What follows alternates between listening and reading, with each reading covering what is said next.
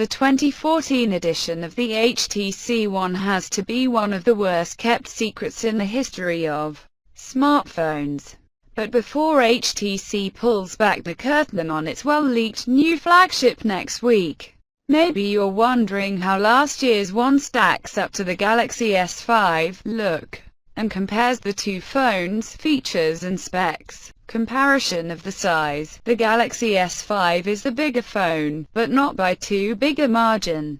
It's about 4% longer and 7% wider than the 2013 HTC One. The One is bigger in one aspect, though, as it's 15% thicker than the GS5.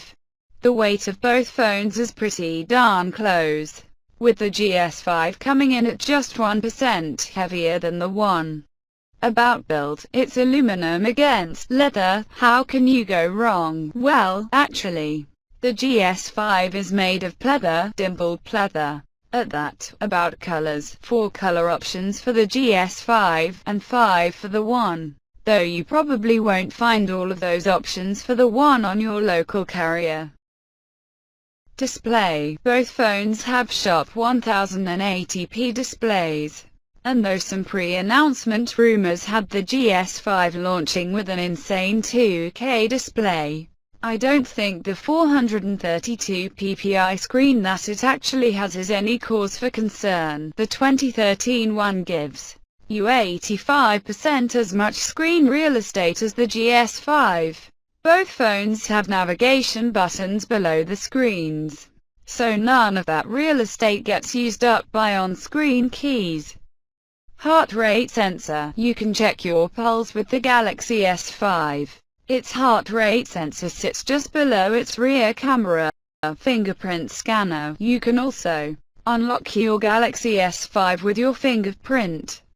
Storage options for both phones. Last year's One gives you more internal storage, though the GS5 lets you complement its tighter amount with a microSD slot if you live in China. Though, you'll probably find a microSD slot in the One as well.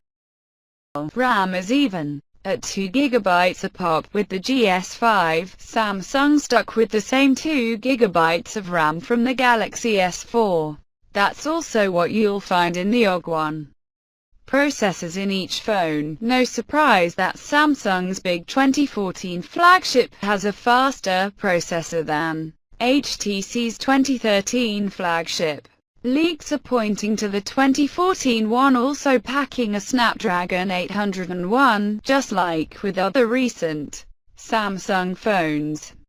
Non-LTE regions will get a version of the GS5 with an octa-core Exynos processor inside. The GS5's camera blows away the One on megapixels.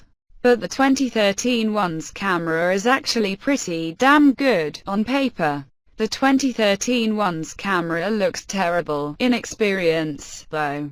Its ultra-pixel camera is actually pretty damn good, and one of the best arguments yet that megapixels are overrated when it comes to camera quality.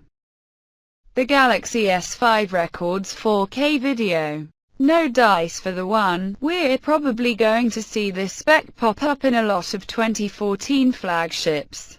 The GS5, like the Galaxy Note 3 and LG G Pro 2 before it, can record 4K video. Both phones can record slow-motion video. Slow-mo is another camera feature we've been seeing a lot of lately. But last year's One was actually one of the first prominent phones with the functionality built in. Not every carrier has pushed the KitKat update for the One just yet, but HTC has a lot of those bases covered already. The GS5 launches with Google's latest. Of course, both phones are wrapped in thick layers of custom UI. TouchWiz on the GS5 and Sense on the One.